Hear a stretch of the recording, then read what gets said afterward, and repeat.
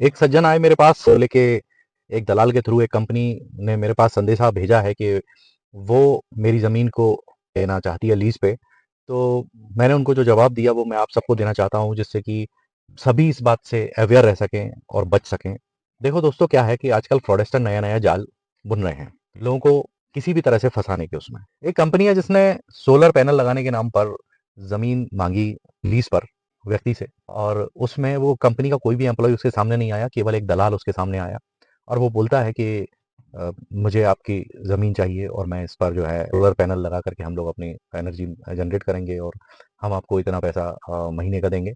तो दोस्तों, जितना वो पैसा ऑफ़र कर रहा था उतने की तो बिजली भी नहीं बन रही थी उसकी ज़मीन पर। अगर हम सोलर पैनल लगाएँ, इन्वेस्टमेंट करें और उसका हिसाब निकालें तो मतलब उतने की सोलर एनर्जी नहीं बनेगी, उतना पावर नहीं बनेगा जितना वो उसको ऑफ़र कर रहा था। तो यानी आप समझ के चलिए कि ये एक सीधा-सीधा फ्रॉड था। मेरी समझ में आ गया, मैंने उस सामने वाले को समझाया कि भाई ये फ्रॉड है, इसके चक्कर में मत पड़ना। तो उसने कहा नहीं, नहीं मुझे तो बहुत भरोसा है उसके ऊपर।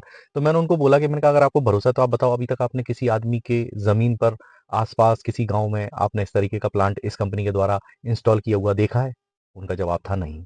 फिर मैंने उनसे दूसरा सवाल पूछा, क्या आपने ऐसा कोई व्यक्ति देखा है जिसको रेंट मिल रहा हो लगातार और उसकी ज़मीन पर ये सब चीज़ें पहले से स्थापित हों? आपकी नॉलेज में है ऐसा कोई व्यक्ति? बोला नहीं। तो मैंने कहा फिर आप किस आधार पर इस आदमी पर विश्वास कर रहे हैं? बस इतना मुझे समझा दीजिए। वो व्यक्ति सोच में पड़ गया।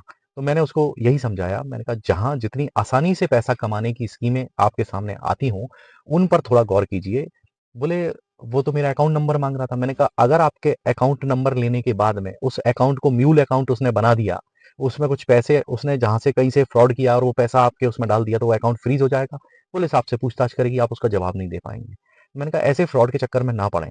दोस्तों, म्यूल अकाउंट के ऊपर भी मैंने एक वीडियो बनाया था, आप चाहें तो उसको देख सकते हैं। डिस्क्रिप्शन में उसका लिंक दे दूँगा। तो मैं बस आपसे केवल इतना ही कहना चाहता हूँ, आप सजग रहें।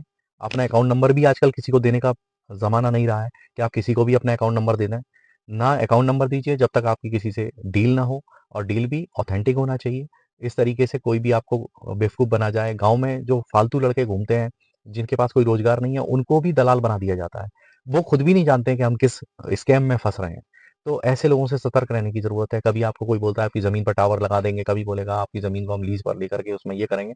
ये सारी चीज़ों की सत्यता एक बार ज़रूर देख लें, अन्यथा आप भी परेशानी में आएँगे, आपका अकाउंट भी परेशानी में आएगा और सबसे बड़ी चीज़ ये है, हो सकता है कि आप पुलिस के जाल में भी फँस जाएँ।